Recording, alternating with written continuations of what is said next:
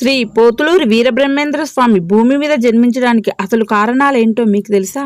భూభారం భరించలేక భూదేవి శ్రీమన్నారాయణ్ణి కలవడానికి వైకుంఠం వెళ్తుంది. వైకుంఠ ద్వారం దగ్గర జయ విజయలు అమ్మా విష్ణుపత్ని వందనాలు తల్లి, ఏమైందమ్మా నీ మొహం వెలవెలాబోతుంది. అలనాడు మేము సనకా సనంది మహర్షుల వల్ల చేసిన అపచారం, ఆ అపచార పరిహారార్థం కృతయుగంన హిరణ్యాక్ష హిరణ్యకశూలమై, త్రేతాయుగంన రావణ కుంభకర్ణులమై, ద్వాపరమున శిశుపాల వతవృక్తులమై నీ బిడ్డలమైన మానవులతో పాటు నిన్ను ఎన్నో బాధలు పెట్టాం.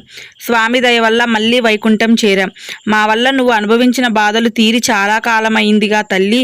మేము ఆనాడు చేసిన పనులు గుర్తు తెచ్చుకొని బాధపడుతున్నావా తల్లి అని అడిగారు. ఆయన, మీరు ఆ మహర్షుల శాపవశమున దానవులై నన్ను బాధించారు. మీ వల్ల నాకు మేలే జరిగింది. మిమ్మల్ని సంహరించడానికి నా నాథుడు నా లోకంన అవతరించి నా బిడ్డల్ని మోక్ష మార్గాన్న నడిపారు. మరి తల్లి ఏమైంది మీకు ఇంత దుఃఖం? నేడు ప్రతి ఒక్క మానవుల్లో దానవుడు ఉన్నాడు. నా బిడ్డల వల్లే నాకు ఈ బాధ నాయన అని చెప్పి శ్రీ మహావిష్ణువు దర్శనాని కోసం అమ్మ వెళ్ళింది. తర్వాత ఏమైందంటే నా నెక్స్ట్ వీడియోలో చూద్దాం.